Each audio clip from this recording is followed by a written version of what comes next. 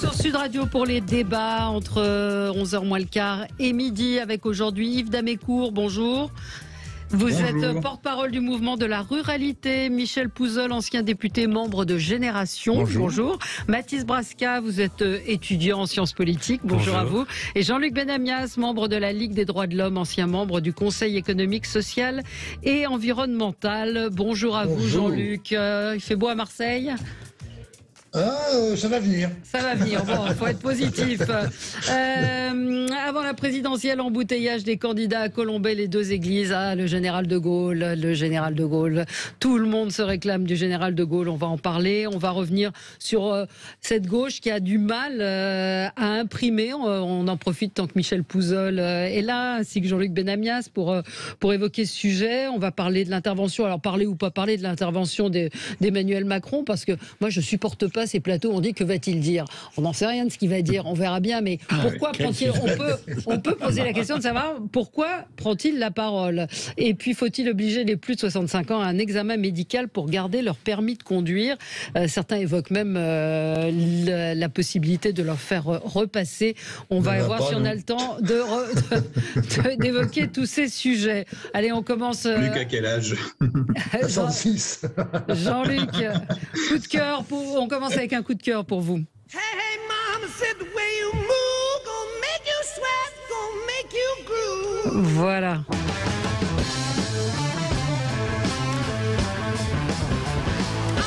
Alors. C'est un coup de cœur, ça s'entend. Ouais. C'est les 50 ans de l'opus, du 4e opus de Led Zeppelin. Ouais, absolument. Robert Plant, Jimmy Page. C'est un opus incroyable. Ouais. C'est bon, voilà. Alors ça rentre dans la mémoire des énormes groupes rock et de la pop des années 60-70, quoi. Voilà. Je citerai pas les autres, mais voilà, j'avais envie de ça. C'est Jimmy Page et Robert Plant, je pense qu'ils ont près de 80 berges, continuent encore à jouer, c'est incroyable. Ouais. Moi j'ai eu la chance de croiser Jimmy Page il y a 4 ans, je crois. Non, j'ai fait une photo avec lui, j'étais très fan. Alors même amoureuse d'eux quand ils étaient jeunes. Alors après avec l'âge ça se gâte un peu, mais ils chantent encore. Hein. Et ils publient, c'est-à-dire qu'ils font encore comme on est revenu au vinyle, on peut dire vinyle, hein, ça y est. C'est vintage. Alors moi j'avais un coup de cœur un petit peu différent. Vous voyez, je suis un petit peu plus jeune que vous, mais il est un petit peu plus classique mon coup de cœur. Écoutez. Quand on partait de bon matin, quand on partait sur les chemins, à bicyclette. Il y avait Firmin, il y avait Francis et Sébastien. Qu'est-ce qu'ils chantent derrière ? Et puis Paulette. Nous étions tous amoureux d'elle, elle nous laissait pousser les ailes. Allez, on continue ? À bicyclette. Alors je vois que mon coup de cœur vous plaît plus que celui de Jean-Luc Benamias. Il est plus facile à chanter. Hein. Oui, certes, mais bon, c'est aujourd'hui, il y a 30 ans. Pas que. Il y a 30 ans, Yves Montand disparaissait, c'est l'anniversaire de sa mort. Et voilà, je voulais avoir une pensée pour Yves Montand qui est toujours là et on voit que ses chansons nous font toujours. Ça vous parle quand même, Mathis ? Un petit peu. Led Zeppelin plus ? Autant, d'accord, pas plus. Mais j'écoute souvent en vacances avec des amis quand même. La préhistoire. Mais alors, Yves, vous êtes un grand fan d'Yves Montand ? Oui, un grand fan et notamment de la bicyclette. J'ai été maire de Sauveterre de Guyane pendant 12 ans et chaque année au repas de l'atelier créatif avec Michel Etcheverry. L'orchestre de Michel Etcheverry m'appelait et me disait « Monsieur le maire, il est temps de chanter la bicyclette ». Écoutez, voilà. J'ai demandé un peu au hasard parce qu'il y avait plein de chansons d'Yves Montand qu'on aurait pu évoquer. Stéphane nous dit aucun politique s'est référé à Yves Montand. Non, ça c'est sûr. Allez, on continue avec coup de cœur pour vous, Yves. Restons dans les coups de cœur. Mon coup de cœur, c'est l'amérissage de Thomas Pesquet cette nuit au large de la Floride et les 6 mois qu'il a passé dans la station orbitale, les 200 expériences qu'il a réalisées pour l'Agence européenne de l'espace. Et puis cette nuit, il est rentré dans l'atmosphère, il est passé de 28 000 km/h à 600 km/h avant de s'embraser. Tout ça est très impressionnant et la science avance. Moi, je pense que la science c'est important, que les expériences que l'on fait sont importantes, que comprendre l'histoire de l'univers, l'histoire de la planète, l'histoire du monde, tout ça c'est important et que plus la science avance, plus on avance tous ensemble. Voilà. Ouais. Donc vous êtes admiratif de cette performance de Thomas Pesquet qui n'a pas fini, puisqu'il va être sous observation pour voir comment son corps a réagi à ce séjour dans l'espace. Et potentiellement un des prochains astronautes français, en tout cas, à partir pour la Lune, puisque les prochaines missions sont pour la Lune et qu'il y a 3 places qui sont réservées aux astronautes européens et qui cochent toutes les cases. Donc peut-être qu'il va nous faire encore rêver, peut-être avec moins de photos, mais plus d'inconnus encore. Ouais. Mathilde, ça vous J'ai un petit... je voudrais ajouter que il se trouve que moi, je descends d'un pionnier qui s'appelait Gustave d'Amécourt, comme moi, et qui en 1861 a inventé un petit appareil qu'il avait appelé le premier hélicoptère. Ils avaient créé avec Jules Verne et Victor Hugo la Société française pour la navigation à l'aide du plus lourd que l'air. À l'époque, Led Zeppelin, le ballon n'existait pas. Et Jules Verne avait consacré un roman à cette aventure qui s'appelle Robur le Conquérant. Oui. Et Robur le Conquérant, devant le Weldon Institute de New York, explique que si on volera un jour, c'est grâce au plus lourd que l'air et pas au plus léger que l'air. Et il dit même dans son discours, je ferai mieux que d'Amécourt. Donc vous voyez, c'est amusant. C'est tout à fait amusant. Ça vous parle, Mathis, la conquête de l'espace ? Ah bah oui, parce que c'est quand même quelque chose qui est aujourd'hui extrêmement important, parce que ça donne un peu rêver aux gens. Ouais. Après, il y a toujours un exploit. C'est toujours un exploit, et je me désole un petit peu parfois qu'il y ait... sous couvert parfois de postures idéologiques relatives à l'écologie, on veuille tout simplement arrêter d'envoyer des fusées, parce que il y a aussi sûrement des solutions qui se trouvent sur d'autres planètes. Oui, absolument. Allez, on marque une pause. J'aime bien ce début d'émission un peu joyeux où on parle d'autre chose que de politique. Mais hélas, nous allons replonger dans le grand bain dans un instant. À tout de suite. Les débats avec vous jusqu'à midi sur Sud Radio avec Yves d'Amécourt, porte-parole du mouvement de la ruralité, Michel Pouzol, ancien député, membre de Génération, Mathis Brasca, vous êtes étudiant en sciences politiques, et Jean-Luc Benamias, membre de la Ligue des droits de l'homme et ancien membre du Conseil économique, social et environnemental, ancien candidat à la présidence de la République, on peut le dire. J'ai participé à des primaires, il semble bien. Voilà, absolument. Pourquoi la gauche ne décolle pas ? Peut-être que vous pourrez nous répondre. On sent un enthousiasme assez modéré d'une partie des sympathisants de gauche. On va évoquer la prise de parole d'Emmanuel Macron ce soir. Le permis des plus de 65 ans pose problème, pose question. Est-ce qu'il faut les obliger à un examen médical ? Et puis tout le monde a colombé les 2 églises, droite, gauche, centre, écolo. Tout le monde veut s'associer au général de Gaulle. On continue notre tour de table avec ce qui a retenu votre attention. On a été dans les coups de cœur, dans le feel good dans la première partie. Là, on va passer au coup de gueule avec vous, Michel Pouzol. Oui, moi je voudrais d'abord dire en préambule que je ne fais pas partie de ceux qui mettent au même niveau les souffrances animales et les souffrances humaines. Et voilà, je suis même pas par principe contre la chasse, parce que je pense qu'il faut peut-être réguler, mais en tout cas, je sais pas ce principe-là. Par contre, il y a quelque chose que je trouve totalement inacceptable, qui a fait la une d'actualité il y a quelques jours. Vous savez, ces parcs privés où on peut venir moyennant 2000 € tirer une biche à 2 mètres ou un sanglier. Enfin, vous choisissez l'animal, vous arrivez dans le parc fermé et puis vous le tirez. Ça, je trouve que c'est alors là, pour le coup, je veux bien voir l'aspect sportif de la chasse. Moi, j'ai connu ça au Canada, où des mecs bourrés arrivaient en 4x4 le samedi soir pour tirer des orignanes. Alors c'est beau, les orignaux, on disait, oui. C'est à peu près aussi sportif que de tuer une vache. Ouais. Voilà, c'est un peu ce qui se pratique aujourd'hui dans beaucoup de chasses aussi, où on est obligé de taper du pied pour que les faisans s'envolent. Mais voilà, je pense que ce genre de... Alors là, par contre, les chasseurs auraient tout intérêt à éradiquer ce genre de choses. Je trouve que c'est scandaleux, c'est ridicule, et ça ne leur sert pas à leur cause, à mon avis, du tout. Je suis... Au moment où on va arrêter les animaux dans les cirques et les dauphins et les mammifères dans les delphinariums, je pense qu'on pourrait aussi arrêter ces espèces d'élevage en batterie où les gens viennent tirer à 2 mètres des animaux qui ne bougent pas. Mais c'est nouveau, c'est quoi l'actualité par rapport à ça ? C'est qu'il y en a un qui s'est ouvert, je crois, assez important. Oui, dans les Hautes-Pyrénées, voilà. C'est ça, oui. Non, c'est pas ça, je ne sais pas, mais en tout cas... Il y en a plusieurs qui se créent. donc je pense que Et vous voilà, avez c'est- raison de. Oui, et puis il y a quelque chose un peu de Mathilde malsain. Brasquin. J'ai l'impression de vouloir transformer finalement des abattoirs à ciel ouvert en centre de divertissement où on vient en famille. Oui, non, C'est pas vraiment dans l'air du temps, je pense. C'est assez lamentable. Mathis, vous, c'est un coup de gueule. Bah, moi, c'est un coup de gueule. Il y a depuis quelque temps, on commence à entendre le discours de la décroissance, notamment chez une partie de la gauche, qui a un discours qui voudrait dire qu'il faudrait arrêter finalement de produire ou produire beaucoup moins pour sauver la planète. Et c'est un discours qui, selon moi, est à la fois antisocial et qui pollue aujourd'hui le débat de l'écologie. Donc il y a quelque temps, là, c'était quoi ? Il y a 2 jours, j'ai vu sur Twitter Sandrine Rousseau s'exprimer à nouveau sur la décroissance. Je sais qu'aujourd'hui, tous les écologistes ne se réclament pas de la décroissance. Et elle a dit voilà, que elle, ce qu'elle croyait, c'était pas au pouvoir d'achat, c'était au pouvoir d'être heureux. Alors moi, je trouve que c'est très bien, moi aussi j'ai envie d'être heureux. Mais lorsque je vois ça, je me dis que il faut passer quand même à côté pour comprendre que pouvoir acheter des biens ou des services, ça contribue au bonheur aujourd'hui dans notre société.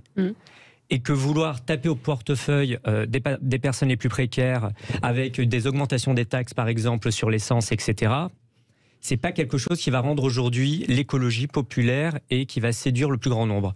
Or, aujourd'hui, il y a une urgence et on va avoir besoin de production aussi bien par exemple, de voitures électriques ou d'innovation, de techniques si on veut aujourd'hui faire face aux défis climatiques. Et malheureusement, j'ai l'impression que, une fois de plus, ça vient un petit peu polluer le débat de l'écologie, alors qu'au contraire, déjà qu'on a des gouvernements qui sont pas très légitimes, s'ils veulent être légitimes dans leur action, eh ben, il faut qu'ils s'adressent au plus grand nombre, et au plus grand nombre, c'est aussi les classes populaires qui sont une fois de plus abandonnées dans ces discours Mais écologistes. la décroissance, c'est un discours qu'on peut entendre, consommer moins pour préserver la planète. Bah, à décroissance, Acheter moins. mais moi, je suis d'accord, acheter C'est dans moins, ce sens-là etc. aussi, la décroissance. C'est dans ce sens-là, etc. Mais il y a aussi une vraie volonté, on va dire plus poussée, idéologique, économique de la décroissance, qui là en fait est une récession dont on accepterait tout sourire. Après, ce que j'ai envie de dire, c'est qu'il faut consommer moins, il faut consommer mieux, en tant que on a tous énormément de choses à faire pour la planète. Les gouvernements font pas assez actuellement, on est d'accord. Mais la décroissance, parfois, c'est quelque chose qui est un petit peu abusif. Moi, je préférerais par exemple parler de Made in France. Moi, je pense qu'il faut revenir sur ce qui est sur le thème de la décroissance. C'est pas de dire la décroissance à tout prix, c'est changer de croissance. C'est ça la vérité. C'est de pousser aux filières vertes, à une croissance écologiste. Et là, il y a des réservoirs de croissance effectivement assez importants. Et effectivement, il y a toute une part de l'industrie mondiale qui doit entrer en décroissance et qui entre d'ailleurs de fait déjà en décroissance. C'est ce rééquilibrage-là qui est extrêmement important. Parce que si demain nous continuions dans la même logique partout sur la planète, aujourd'hui il faudrait 2 fois et demi la planète, je crois, pour vivre comme un Américain ou comme un Français. Si ça se passe en Chine ou au Brésil, le réchauffement climatique c'est 3, 4. Et donc là, la décroissance sera de fait ce qui arrivera. C'est-à-dire c'est l'horizon absolu, mais une décroissance subie, catastrophique, et qui va laisser plein de gens sur le bord de la route. Donc c'est différent, c'est un choix à faire maintenant. Moi, je suis pas pour une décroissance dans tous les sens et de manière non réfléchie, mais je pense que ceux qui parlent de décroissance réfléchissent aussi, pour la plupart, à la manière dont on peut le faire, mais c'est surtout, ça passe par la mise en avant des économies vertes, des économies éco-responsables, et ça c'est fondamental. Il faut arrêter l'industrie du charbon, il faut arrêter certaines industries comme ça, qui sont effectivement extrêmement nocives pour la planète, les terres rares, les choses comme ça, les voitures électriques posent des problèmes également. Il faut bien qu'on s'attaque au problème. Parce que votre génération, nous, on écoutera Led Zeppelin jusqu'au bout, mais votre génération aura des réveils beaucoup plus difficiles que les nôtres. Mais du coup, vous êtes pour, par exemple, le maintien du nucléaire ou au niveau de la croissance, parce qu'il faut une croissance énergétique pour accompagner ces changements. Je pense que c'est une question qui mérite un long débat. Moi, je n'ai jamais été vraiment partisan du nucléaire. Je regrette qu'on n'ait pas fait les changements plus tôt sur les énergies renouvelables. Et en tout cas, il faut mettre le paquet d'abord sur les énergies renouvelables. C'est vraiment le sens de l'histoire. Bon, Stéphane nous dit, mais tout ne dépend pas de nous, mais des industriels. On n'achète pas ce qui n'existe pas, donc aux industriels de ne pas produire aussi. Oui, Jean-Luc, vous vouliez réagir ? Un petit peu, oui, quand même. cette idée de décroissance n'est pas une idée qui sort aujourd'hui chez les écologistes. C'est depuis le démarrage de l'écologie politique dans les années 60 que le débat a commencé sur quelle décroissance faut-il mettre en place. Je prends la campagne de René Dumont au présidentiel en 1974. Il est bien sur un discours sur la décroissance, sur la gestion de l'eau, la gestion des produits naturels, et ainsi de suite. Je vais pas plus loin. Donc après ça, évidemment que dans la société, on peut pas tout mettre en décroissance. Mais le problème, pour moi, c'est le problème de se dire la croissance est infinie. Et à chaque fois qu'on emploie majoritairement dans les milieux politiques ou économiques cette idée de croissance infinie, non, il y a un mur à un moment donné. Et ce mur, on l'a atteint. On l'a atteint puisque la planète, à un moment donné, est surexploitée. Donc tout le débat est de savoir, fondamentalement, quand on est écolo et qu'on s'adresse aux classes populaires notamment, c'est ce qu'on met en décroissance et ce qu'on laisse en croissance. Ouais. On a des réactions sur la chasse. Je ne vous ai pas fait réagir, Yves Damécourt. Beaucoup de gens, évidemment, n'aiment pas ce que vous avez dit. Michel Pouzol, Julien vous invite même. Il vous dit que vous avez des avis caricaturaux. Alors, je précise que ce sont sur ces chasses, sur ces parcs animaliers. Yves Damécourt, vous en avez entendu parler ? Alors, moi, je voudrais qu'on évite d'avoir un raisonnement global sur ce sujet-là. Il y a aujourd'hui des parcs qui fonctionnent comme des écosystèmes avec une régulation, etc. On a un problème aujourd'hui en France, c'est l'augmentation des grands gibiers, des sangliers, des cervidés. En 20 ans, les populations ont énormément augmenté.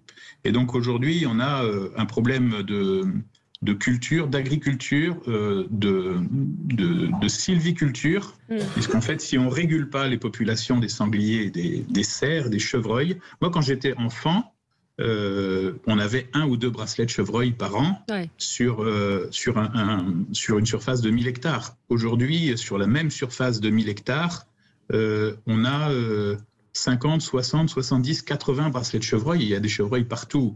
Aujourd'hui, il y a 40 000 collisions. Il y a encore, avant-hier, il y a un motard qui est aujourd'hui entre la vie et la mort parce qu'il a eu une collision avec 8 sangliers sur une route de campagne. Et donc, il faut protéger les agriculteurs des dégâts que peuvent faire les sangliers notamment. Il faut protéger les sylviculteurs des dégâts que peuvent faire les cerfs. Mais c'est pas ce que je dis. Oui, je suis d'accord. Je suis entièrement d'accord avec vous. Mais c'est pas dans les parcs fermés qu'on va trouver ces problèmes-là. En fait, il y a certaines régions où la solution qui a été trouvée pour protéger les exploitations agricoles de la recrudescence des cerfs, c'était d'entourer les forêts. Et donc, une fois qu'on a entouré la forêt, les cerfs se multiplient dans les forêts et donc il faut trouver des solutions pour les réguler.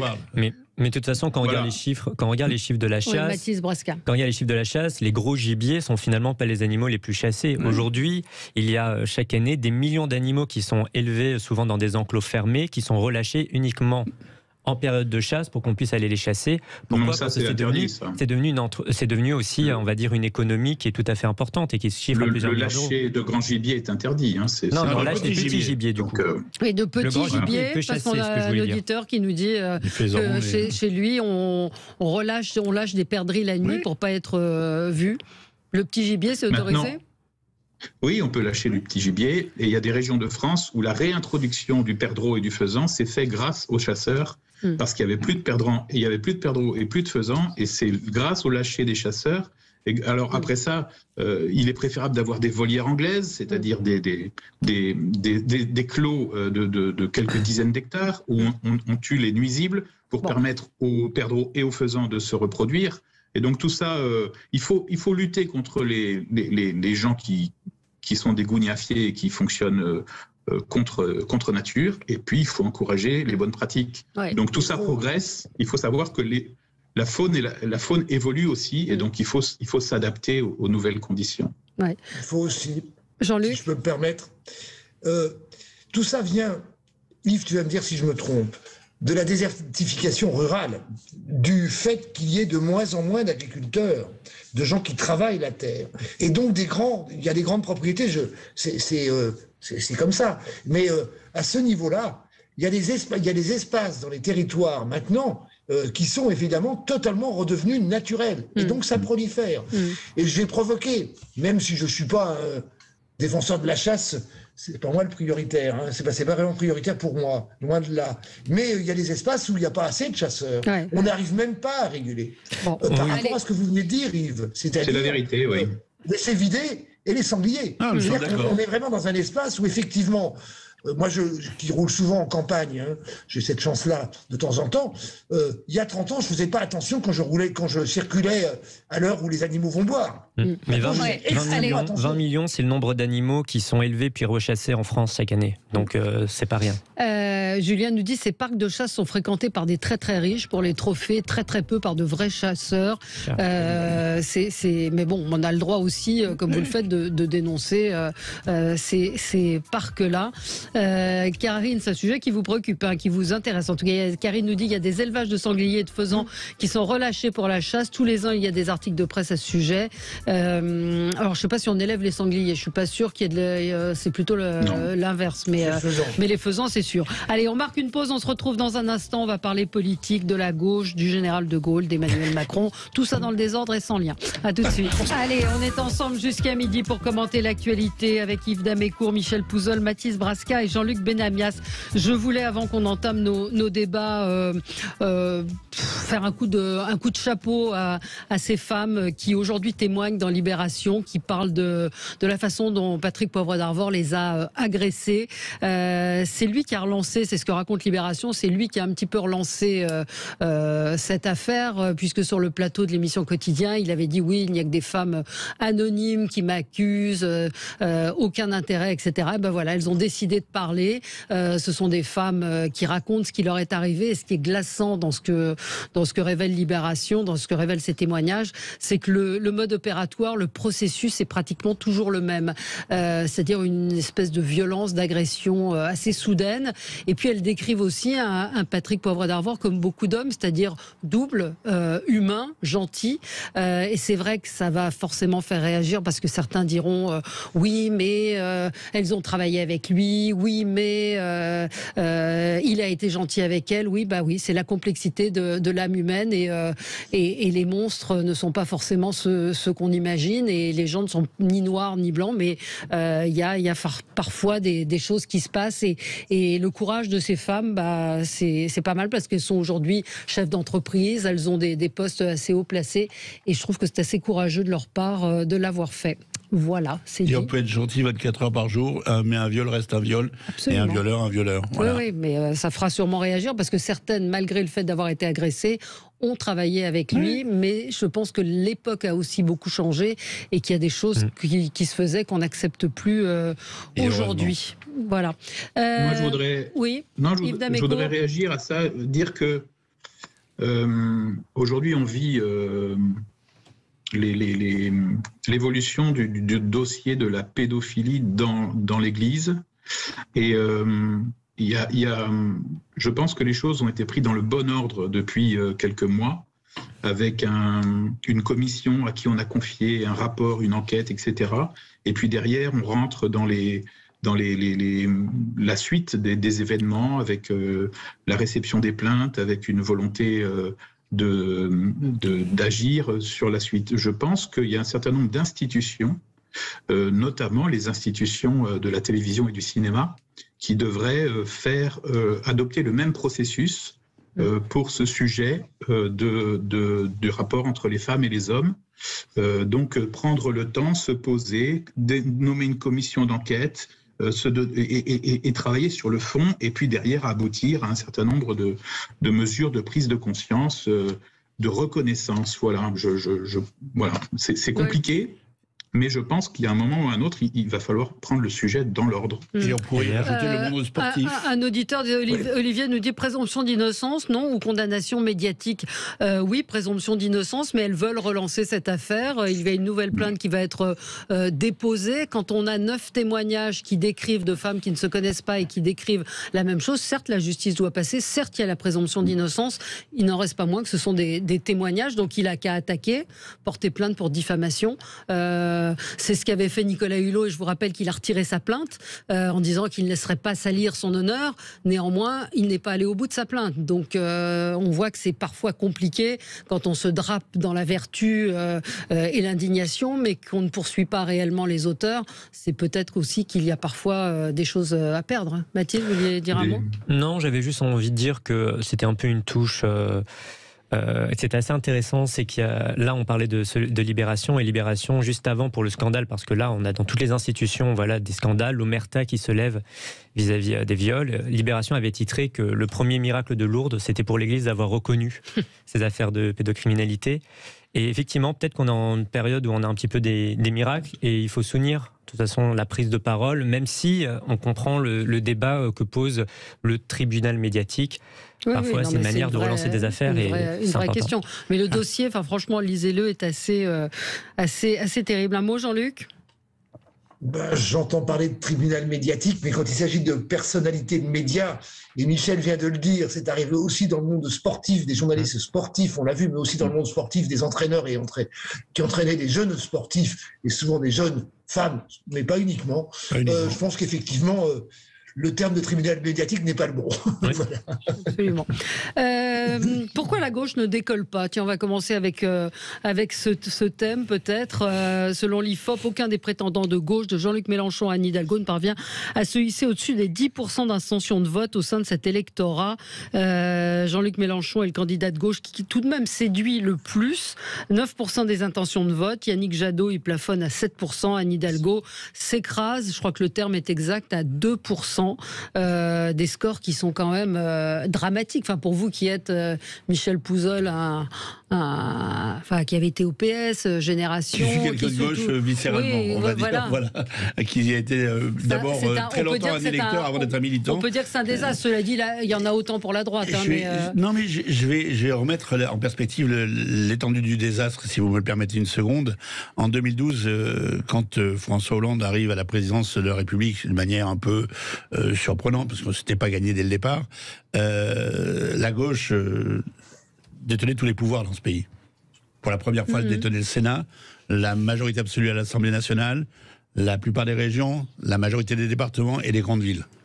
Quel bilan 10 ans après. Moi, je pense qu'on paye en beaucoup ce quinquennat-là où les Français n'ont... on est passé de « mon ennemi c'est la finance » à quelque chose qui était totalement à l'opposé de ça. Je pense que c'est aussi ce quinquennat qui a créé Emmanuel Macron, et y compris avec des stratégies politiques à plusieurs bandes comme la gauche savait le faire, et aussi, il y a une déconnexion énorme avec les préoccupations des gens. Enfin, on voit bien que la gauche a cessé de parler, enfin cette partie de la gauche en tout cas, social-démocrate a cessé de parler aux classes les plus populaires. Enfin, moi, j'étais le seul député sorti du RMI à l'Assemblée nationale. Je vois bien le mal qu'on avait à faire passer certaines idées. Je suis en train d'écrire un livre sur la pauvreté, justement, où je décris certains des processus de loi, comment ils ont été créés sous la gauche, et en gros, en n'allant pas au bout de ce qu'il fallait faire pour les gens qui étaient dans la grande difficulté. Donc, on ne parle plus à ces gens-là. On ne parle plus vraiment non plus dans les quartiers, il faut bien le dire. Donc, à qui parle-t-on à un moment donné ? C'est-à-dire, plus à un électorat de fond.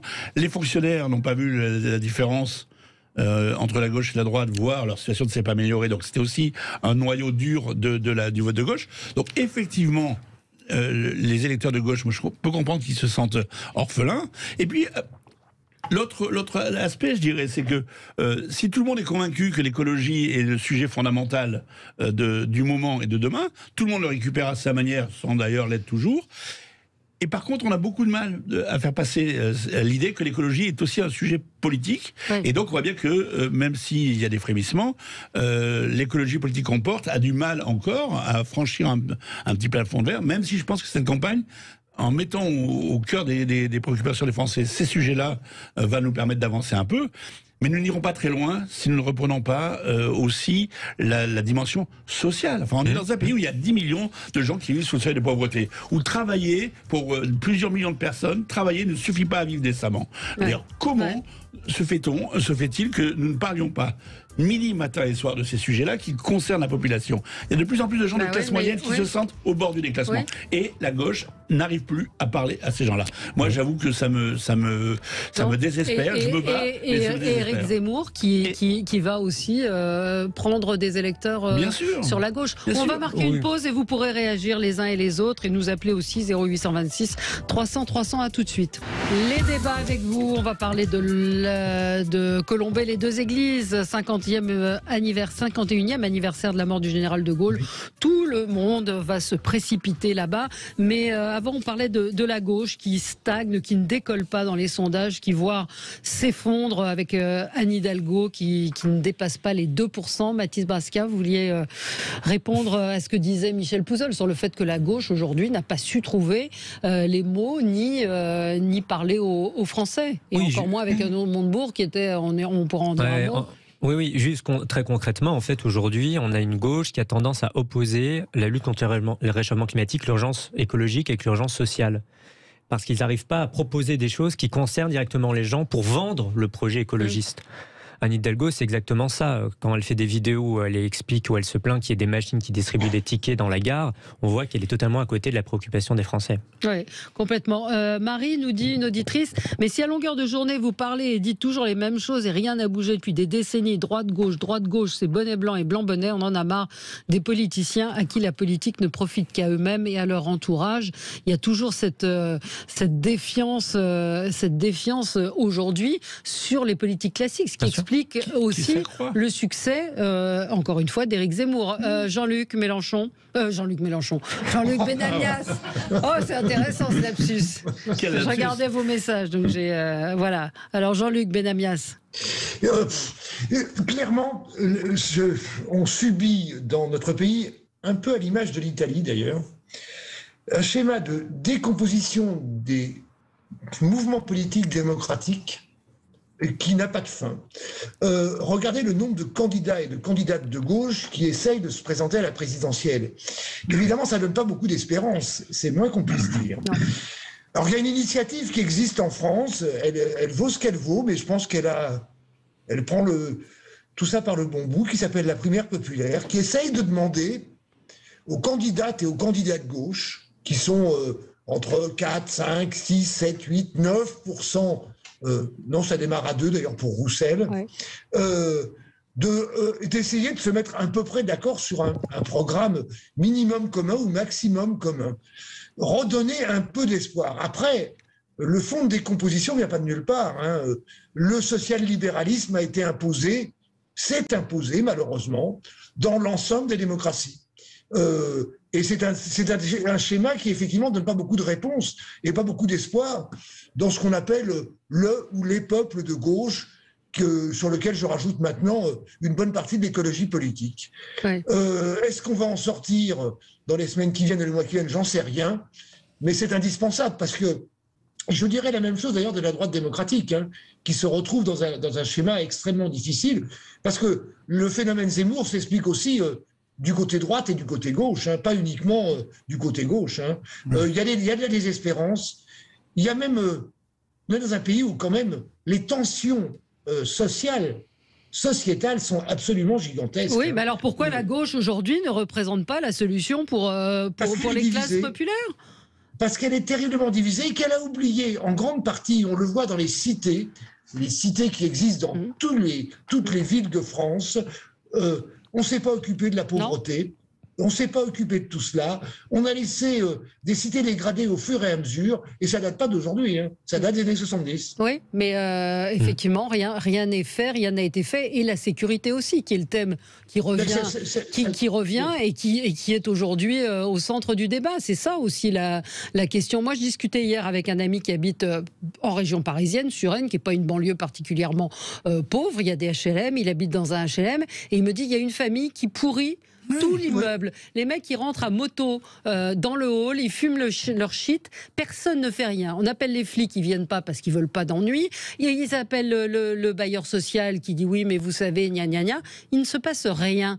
Donc comment voulez-vous que ces gens-là aient confiance aussi dans les politiques? Rien n'a été fait, donc il ne faut pas s'étonner après de ce qui se passe. Lorsque la gauche avait tout au pouvoir sous François Hollande pour faire de vraies réformes, ils n'ont pas fait des réformes, ils ont fait exactement finalement ce qu'on a aujourd'hui. Donc aujourd'hui, ils payent un lourd tribut.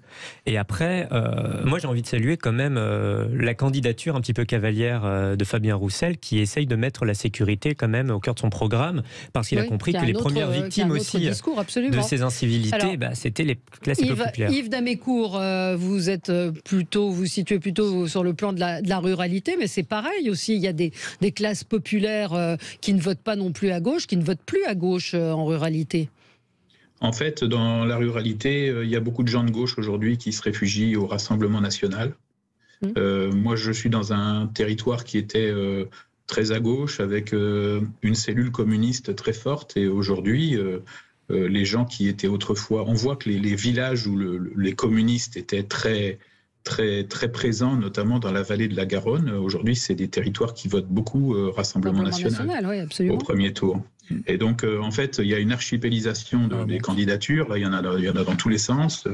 Et puis, il y a un manque de travail criant. Alors, moi, je sais ce reproche à droite et à gauche. Un manque de travail, parce qu'en fait, si vous voulez à un moment ou à un autre recréer l'union et recréer une communauté d'objectifs, il faut travailler sur le fond. Ouais. Et aujourd'hui, en fait, on est passé dans un système où il y a beaucoup de marketing, beaucoup de petites phrases, beaucoup de choses, de buzz, mais en fait, il n'y a plus de travail de fond. Non. Et donc, tant qu'il n'y a pas ce travail de fond, il n'y aura pas ni l'union de la gauche d'un côté, ni l'union de la droite de l'autre. Et s'il n'y a pas deux équipes, il n'y a pas de débat. Et s'il n'y a pas de débat, il n'y a plus de démocratie. Enfin, moi, je trouve très dangereux d'avoir le sentiment que tout le monde est pareil. Et parce que, enfin, on ne dispute pas un match de foot avec une seule équipe. Ça ne marche pas. Même si je prends les meilleurs de chaque équipe et que je les mets sur le terrain, il n'y a pas de match. Donc, moi, je pense que le match, c'est important et que la démocratie, elle naît de la différence, elle naît de la diversité et elle naît du travail. Oui, non, mais c'est sûr. Mais on voit, on peut faire une incise sur le cas Montebourg. Montebourg qui est plutôt à gauche, même. Enfin, il était au Parti socialiste à une époque, non, si je ne m'abuse. Et qui a, on va mettre des guillemets, qui a évoqué donc ce sujet d'empêcher les personnes, enfin les délinquants. Il parlait quand même que des délinquants. Non, il parlait des personnes qui ont qui doivent être renvoyées aux frontières, qui sont en principe des délinquants. Forcément, ça peut être ou des gens qui n'ont pas de permis de séjour, absolument. Voilà. Et donc, il proposait que cet argent ne puisse plus partir à l'étranger. Donc, il a perdu les jeunes avec Montebourg, qui ont supprimé leur compte ce matin, et on voit quand même qu'on a un peu l'impression d'avoir un canard sans tête, d'avoir quelqu'un qui court dans tous les sens. Oui, Mathis. Après, il faut faire très attention avec Twitter, parce que Twitter, c'est un pouvoir énorme, et pour avoir participé à des comptes Twitter avant un peu médiatiques, etc. Il suffit que quelqu'un ait envie de salir une image pour qu'il supprime le truc s'il a tous les comptes pour lui et si personne d'autre n'a la possibilité de garder le compte Twitter. Donc voir un compte Twitter offert un communiqué puis ensuite être supprimé, ils auraient pu faire un communiqué et demander à Montebourg des comptes.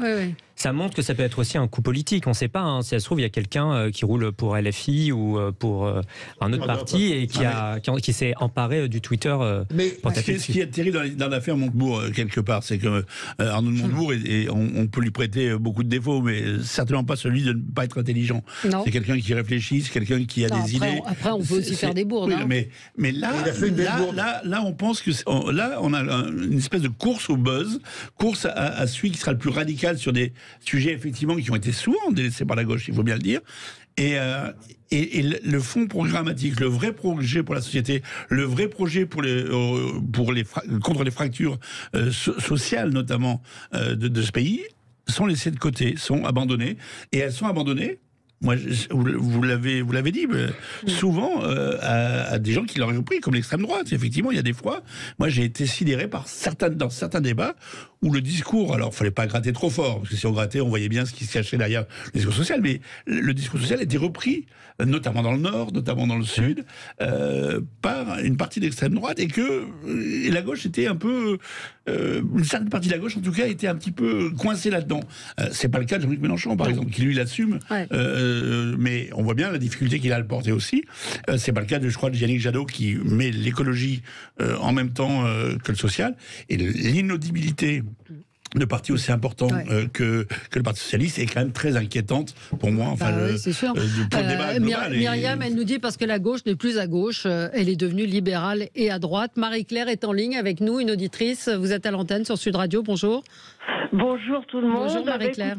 Oui, moi je voulais juste vous dire que oui, il y a un problème. Moi je suis plutôt à droite, je vote plutôt à droite. Mais quand hier j'entendais, je crois que c'est Michel Barnier qui a repris, vous savez, les chiffres de Charles Prats qui dénonce 67 millions d'habitants pour 75 millions d'assurés sociaux, mais c'est la première fois qu'on entend des politiques reprendre ces données-là. Charles Prats, je vous signale, c'est son 2e livre, Le cartel des fraudes. Hein. Avant, on n'en parlait jamais de ça. Mais ils nous disent pas comment ils vont s'attaquer à ça. Si Michel Barnier a évoqué une façon de revoir la chose. Mais tous ces chiffres-là, on n'en parlait pas avant. Moi, je suis de droite. Aujourd'hui, je me dis, je ne voterai pas pour Xavier Bertrand, parce que Xavier Bertrand a dit, les gens qui me connaissent savent bien que ce que je dis, je le fais. Et en fait, il est revenu sur sa décision. Et c'était comment il aurait pu penser qu'il pouvait aller tout seul. C'est ça, c'est prendre les Français pour des idiots. Comment pensait-il qu'il pouvait y aller tout seul sans appartenir à un parti? Il allait la financer comment, sa campagne? Mais vous allez voter pour qui alors? Eh ben moi aujourd'hui je voterai parce que moi je voterai ou pour Barnier parce que là je suis à 2 doigts de reprendre ma carte au LR pour voter ou pour Barnier ou pour Juvin parce que ces 2 hommes qui n'ont pas été Juvin, je le connais parce que j'ai travaillé à la Garenne-Colombes, je connais ses valeurs, c'est pas un mec qui fait partie du système, voilà, et c'est inadmissible quand vous voyez que Valérie Pécresse, pourquoi elle veut pas supprimer quand on lui a parlé de supprimer des sénateurs et tout ça, pourquoi elle veut pas, parce que sinon Gérard Larcher va la fusiller quand on voit, mais il faut s'attaquer aux dépenses publiques. Voilà, vous me dites, toutes vous parlez, mais vous savez très bien que quand on voit le livre encore de René Dosière, mais tout ça on n'en parle jamais. Bah alors oui, il y a une forme de parler vrai aujourd'hui, si on prend le slogan de Sud Radio, de la part des politiques qui se sont rendus compte que c'est encore une fois Éric Zemmour qui a bousculé quand même un petit peu la donne politique. Il a dit des choses qui ont tout de suite marqué les Français. Oui, Jean-Luc. Il n'est quand même pas très difficile, quand on a des heures et des heures d'antenne, des heures et des heures de médias, de bousculer les choses. Je veux dire, il est en tête sur l'ensemble des schémas de comptabilité en temps de parole. Je suis d'accord, sauf que si vous parlez de la recette du bœuf bourguignon, ou s'il parlait, je ne sais pas, s'il parlait de l'aménagement des trottoirs dans les villes, ou s'il parlait de choses comme celle-là, je suis pas sûr que même avec 2000 heures d'antenne, il ait touché les gens. Enfin, vous pouvez pas déconnecter. Il parle que d'une seule chose, Éric Zemmour. Il parle de la haine qu'il a des musulmans. Il ne parle que de ça. Dès qu'on l'interroge sur autre chose, il dit beaucoup de bêtises. Et j'attends maintenant, et ça va venir, j'en suis sûr et certain, du côté, puisqu'on parlait de Gaulle juste avant, ces comparaisons entre De Gaulle et Pétain, mais pour la droite républicaine, c'est impossible. Alors, lui, il dit peut-être toujours la même chose, mais alors les arguments contre lui, c'est toujours les mêmes. C'est toujours Pétain qu'on ressort. Il n'a pas arrêté. Oui. Il ne cesse. C'est même, pour moi, c'est incroyable, puisque c'est vraiment c'est contraire à toutes les lois de la République. C'est du négationnisme. Là, le mot est peut-être un petit peu fort, mais... Ah non, pas vraiment. Comparer Pétain à De Gaulle, si c'est pas du négationnisme... c'est le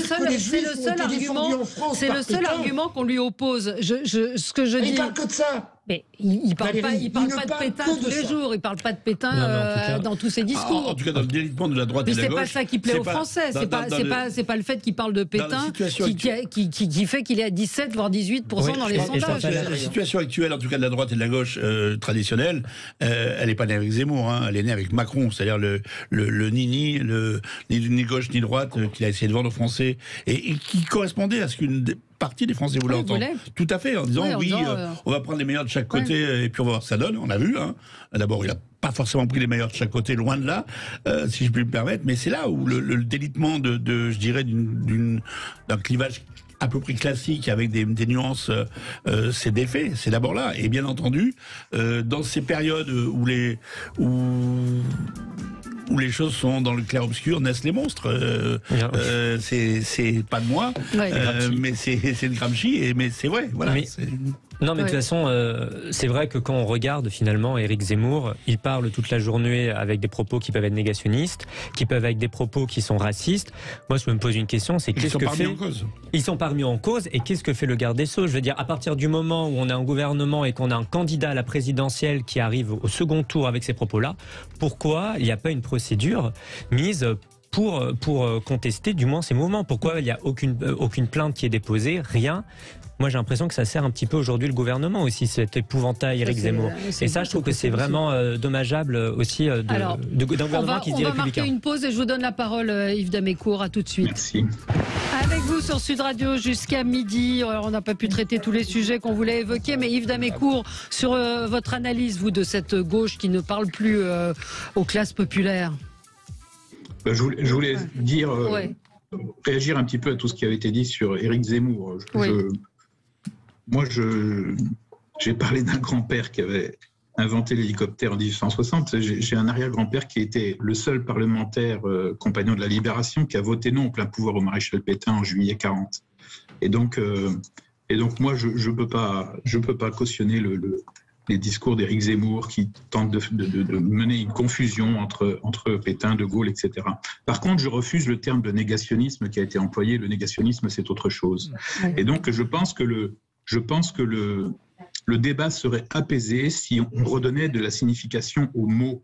Et donc, on ne peut pas traiter quelqu'un de fasciste parce qu'on n'est pas d'accord avec lui. On ne peut pas traiter tout de négationnisme, etc.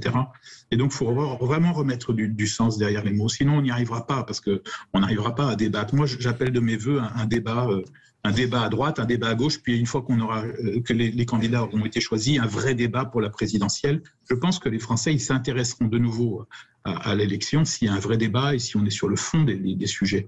Et donc, c'est ça que j'appelle de mes voeux. Je reconnais juste un mérite à Éric Zemmour, c'est d'avoir enlevé dans la tête des médias l'idée selon laquelle le deuxième tour de l'élection présidentielle était joué d'avance. Et donc, ça, à mon avis, c'est bon pour le débat. Voilà. Aujourd'hui, rien n'est joué. La gauche peut faire sa mue et tous ces gens-là peuvent de nouveau se rassembler parce que personne ne décolle. Et donc, le fait que personne ne décolle, ça va peut-être les pousser à s'organiser. La droite est en train, semble-t-il, de le faire, même si pour moi, je pense que sous ça, c'est quand même très très tard, parce que le travail, c'est pas en 3 semaines qu'on travaille, ça doit être un long processus. Vous avez regardé le débat hier soir des LR, parce qu'effectivement, Michel Pouzol faisait remarquer qu'on n'en parlait pas ce matin. Je dois vous avouer que moi, j'ai pas tenu. J'ai trouvé ça d'un ennui absolu. Vous l'avez regardé, vous, Yves ? Mais je l'ai regardé, oui, parce que je vous avouerai que c'était un peu long, mais bon, je l'ai regardé parce que moi, je suis un peu orphelin, en fait. Donc, voilà, j'ai envie de laisser une chance à tous ces gens de faire des propositions, de voir s'il y a des choses qui ressortent. Mais voilà. Mais ce que Yves vient de dire est très intéressant parce que si le ticket d'entrée au deuxième tour de cette élection présidentielle descend vers le 17%, comme c'est le cas aujourd'hui entre Marine Le Pen, Zemmour, peut-être un candidat de droite s'ils choisissent le bon, et admettons que les vœux de Jean-Luc soient réunis et que la gauche se réunisse, alors là, tout est... Ce débat qu'on a là, y compris sur l'érosion totale de la gauche et sa disparition, peut être totalement remis en cause d'ici 3 mois. Donc c'est aussi ça l'étonnant enjeu de cette élection qui arrive, c'est cette espèce de reformation de 3 pôles en gros, 3 pôles politiques dont on ne sait pas trop ce qui va sortir du chapeau, quoi. Après, ce qui n'est pas très facile à gauche, c'est qu'aujourd'hui, la première personnalité de gauche dans les sondages, c'est aussi la personnalité la plus clivante. Oui, c'est vrai. Ça veut dire que, bon, la marge de manœuvre... La deuxième, supposons... Voilà. Supposons... Je parle d'Yannick Jadot. C'est vrai qu'Yannick Jadot est moins clivant. Et puis même Arnaud Montebourg, qui est à quoi 4%, il est aussi moins clivant. Bon. Il n'est pas à 4. Il est à quoi 3, 4, 5 Il est à 2, 2,5. Mais ça n'a pas beaucoup de sens, tout ça. Non. Mais c'est vrai que, bon, après, il faut aussi arrêter de regarder un peu... la sondocratie a des limites aussi. Exactement, c'est moins qu'on puisse dire. Elle a plus de limites que de qualité. Oui. Surtout qu'il y a la moitié des gens sondés qui n'ont pas pris position. Et donc tout ça, c'est quand même... Qui refusent de répondre aux instituts de sondage parce que quand on est leur téléphone, les gens disent « ça ne m'intéresse pas ». bien sûr. Oui, non, mais c'est ça. Quelques mots tout de même sur Colombey, les deux églises. 51e anniversaire de la mort de Charles de Gaulle, terre de pèlerinage du gaullisme historique. Bah, maintenant, tout le monde y va. Hein. Pas tout le monde. Les 5 candidats à la primaire feront le déplacement accompagnés de Christian Jacob. Anne Hidalgo sera présente, Marine Le Pen, non pas Marine Le Pen, Dupont-Aignan, Laurent Jacobelli qui représente le RN au Conseil régional du Grand Est. Ça fait du monde quand même, non ? Oui, mais que la droite y aille, ça me paraît normal, moi. Oui, Anne Hidalgo et Anne Hidalgo aussi ? Anne Hidalgo, elle se cherche. Hein. D'accord. Non, mais tout le monde parle du général de Gaulle. Hein. Je crois que même Mélenchon l'a évoqué. Peut-être que pour une fois, ils vont servir l'économie. Certes, l'économie locale, le Colombey, les deux églises, mais peut-être que pour une fois, ça va l'économie. Ce qui est amusant, c'est que tout le monde parle de Gaulle, mais en fait, chacun en prend la partie, chacun en prend la partie qui l'intéresse et oublie soigneusement les combats qui ont opposé, je parle notamment à la gauche, qui nous ont opposé souvent au général de Gaulle. Arnaud Montebourg à Colombey, les deux églises, et là aussi, c'est normal ?